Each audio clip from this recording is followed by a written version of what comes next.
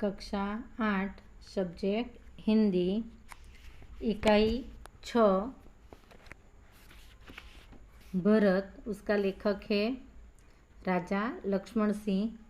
तो हमने देखा कि दुष्यंत ने जब बालक को समझाया तो बालक दुष्यंत का कहना मानकर उसने सिंह के बच्चे को छोड़ दिया। तो हम आगे देखते हैं।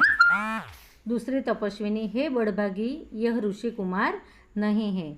जब दुष्यंत ने कहा कि ऋषि कुमार, इसीलिए दूसरी तपस्विनी कहती है कि यह ऋषि कुमार नहीं है। दुष्यंत, सत्य है, उसके काम ही ऐसे साहस के हैं, यह ऋषि कुमार नहीं जान पड़ता, परंतु मैंने तपोवन में वास देख इसे ऋषि पुत्र जाना था कि वह तपोवन में रहते हैं, इसीलिए मैंने उसे ऋषि पुत्र कहकर बुलाया है।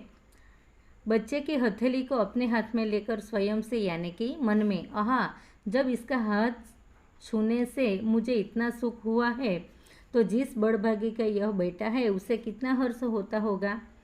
बालक को देखकर मन ही मन वह सोचता है कि जिस बड़भागी का यह बेटा होगा तो उसे इस बालक को छूकर कितना हर्ष होता होगा। दूसरी तपस्विनी दोनों की ओर देखकर, बड़े अचंभे की बात है, बड़े यानी कि बहुत, अचंभे की यानी कि आश्चर्य की बात है। दुष्यंत, तुम्हें क्यों अचंभा हुआ?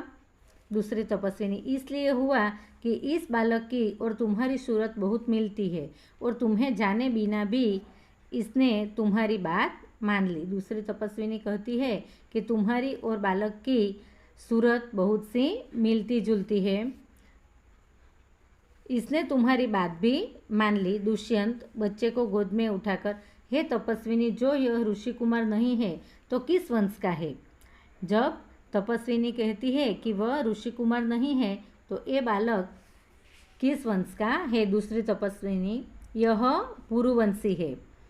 दुष्यंत स्वयं से यानी कि मन में, इसलिए इसकी सूरत मुझसे मिलती है। बच्चे को गोद से उतारकर, पुरीवंशियों में यह रीति तो निश्चित है कि युवा अवस्था में वे महलों में रहकर पृथ्वी की रक्षा और पालन करते हैं और वृद्धावस्था आने पर वन में जितेंद्रिय तपस्विनियों के आश्रम में वृक्ष के नीचे कुटी बनाकर रहते हैं। देवता जैसी शक्ति वाला यह निडर और असाधारण बालक मनुष्य का पुत्र भला किस प्रकार होगा? यह प्रश्न बार बार पूछा जाता है कि पुरुवंशियों में कौन सी दो रीतियाँ हैं? तो एक है युवा अवस्था में वे महलों में रहकर पृथ्वी की रक्षा और पालन करते हैं और वृद्धावस्था आने पर वन में जाकर जितेंद्रिय तपस्विनियों के आश्रम में वृक्षों के नीचे कुटी बनाकर रहते हैं। और ऐसा निडर हिम्मतबाज बालक दूसरा कोई मनुष्य का पुत्र भला कैसे हो सकता? दूसरी तपस्विनी, हे परदेसी, तेरा यह संदेश तब मिट जाएगा, संदेश यानी कि वहम, कि हे परदेसी, परदेसी यानी कि दूसरा देश में रहने वाला, जब तू जान लेगा कि इस बालक की माँ मेनका नामक एक अप्सरा की बेटी है, उसी के प्रताप से इसका जन्म देव पितर के इस तपोवन में हुआ था। देव पितर यानी कि देव और पूर्वज, और अप्सरा यानी कि स्वर्ग की परी। दुष्यंत, मन में यह तो बड़े आनंद की बात सुनाई, इसमें कुछ और आशा बढ़ी। इसकी माता किस राजर्षि की पत्नी है? राजर्षि की यानी कि किस राजा की पत्नी है? दूसरी तपस्विनी, जिस राजा ने अपनी विवाहिता स्त्री को बिना अपराध छोड़ दिया है उसका नाम मैं न लूँगी। दूसरी तपस्विनी कहती है कि जिस राजा ने अपनी विवाहिता यानी कि शादीशुदा स्त्री को कोई भी अपराध के बिना छोड़ दिया है तो ऐसे पुरुष का नाम मैं न लूँगी। दुष्यंत स्वयं से, यह कथा तो मुझ पर लगती है। मन ही मन सोचता है कि यह कथा मुझसे लगती है, भला अब इस बालक की माँ का नाम पूछूं? पहली तपस्विनी मिट्टी का मोल लेकर आई। जब दूसरी तपस्विनी और दुष्यंत के बीच बात हो रही थी तब पहली तपस्विनी मिट्टी का मोल लेकर आई। पहली तपस्विनी, हे सर्वदमन, यह शंकुतल लावण्य देख।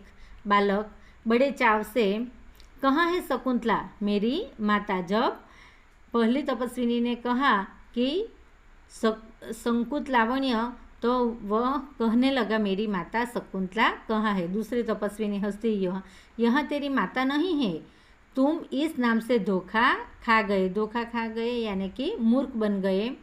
मैंने तो कहा था मिट्टी के मोर को देख। शकुंतलावण्य यानी कि मिट्टी का बना हुआ मोर। दुष्यंत स्वयं से, इसकी माँ मेरी ही प्यारी शकुंतला है या इस नाम की कोई दूसरी स्त्री है? यह वृत्तांत मुझे ऐसे व्याकुल करता है जैसे मृग तृष्णा प्यासे हिरण को व्याकुल करती है। जब दूसरी तपस्विनी ने शकुंतला की बात कही, पहली तपस्विनी ने कही, तब दुष्यंत मन ही मन कहने लगा कि मेरी ही प्यारी शकुंतला है कि और कोई स्त्री होगी। यह वृत्तांत यानी कि यह वर्णन मुझे व्याकुल कर रहा है। बालक खुश होकर, मुझे यह मोर बहुत अच्छा लगता है, खिलौना ले लेता है।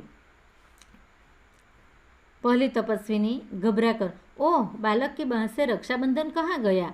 जब इस बालक भरत की बाह पर एक रक्षाबंधन बंधा हुआ था धागे का, वो नहीं था, इसीलिए कहती है रक्षाबंधन कहाँ गया? दुष्यंत, घबराओ मत, जब यह नहर से खेल रहा था तब इसके हाथ से गिर गया था, सो वो पड़ा है। कि दुष्यंत ने कहा कि घबराओ नहीं, जब वह सिंह के बच्चे के साथ खेल रहा था तब उसके हाथ से गिर गया था। मैं उठाकर तुम्हें दिए देता हूँ, कि मैं उसी को उठा लाता हूँ और आपको दे देता हूँ। उठाने के लिए झुकता है। पहली तपस्विनी, अरे अरे मत उठाओ, इसे मत छूना। पहली तपस्विनी उस रक्षाबंधन को लेने के लिए मना करती है। दूसरी तपस्विनी, ओह, इसने तो उठा ही लिया। दोनों एक दूसरे को आश्चर्य से देखती है। दुष्यंत, यह लो, परंतु यह कहो कि तुमने मुझे इसको उठाने से रोका क्यों था? जब पहली और दूसरी तपस्विनी मना कर रही थी और दुष्यंत ने उठा लिया, फिर प्रश्न करा कि यह तुम मुझे इसको उठाने से रोका क्यों था? दूसरी तपस्विनी, इस रक्षाबंधन का नाम अपराजित है। रिक्त स्थानों की पूर्ति के लिए भी यह बार बार आता है कि रक्षाबंधन का नाम क्या है, तो अपराजित। जिस समय इस बालक का नामकरण हुआ था तब महात्मा मरीच के पुत्र कश्यप ने यह धागा दिया था। इस बालक भरत का नामकरण हुआ तब महात्मा मरीचि के पुत्र कश्यप ने यह धागा दिया था। इसका गुण है कि कभी यह धरती पर गिर पड़े तो इस बालक के माता पिता को छोड़कर इसे कोई दूसरा न उठा सके। दुष्यंत, और जो कोई उठा ले तो क्या हो? कि जब कोई गलती से उठा ले तो क्या होता है? पहली तपस्विनी, तो यह तुरंत सांप बनकर उसे डंसता है। कि जब कोई उठा लेता है तो वह रक्षाबंधन सांप बनकर डंसता है। दुष्यंत, तुमने कभी ऐसा होते देखा है? पहली तपस्विनी, अनेक बार। कि अनेक बार हमने देखा है। दुष्यंत प्रसन्न होकर यानी कि मन ही मन में खुश होकर, तो अब मेरा मनोरथ पूरा हुआ। मनोरथ पूरा होना यानी कि मेरा काम पूर्ण हो गया, मैं क्यों ना आनंद मनाऊं। बालक को गोद में ले लेता है। वह दुष्यंत समझ गया कि यह पुत्र मेरा ही है और शकुंतला की जो बात हो रही थी वह मेरी ही पत्नी है, तो मैं क्यों आनंद न मनाऊं। और बालक को गोद में उठा लेता है, बाद में पड़ता गिरता है। तो बच्चे, इस इकाई को अच्छी तरह से पढ़ना। शब्दार्थ और मुहावरे भी आपने लिखा होगा। अगले पार्ट में कल उसके अभ्यास और स्वाध्याय के प्रश्न भेजूंगी, जो अपनी हिंदी की नोट में अच्छी तरह से लिखना है। और इकाई 1 से 6 तक पुनरावर्तन के साथ एकम कसौटी के लिए तैयारी करनी है।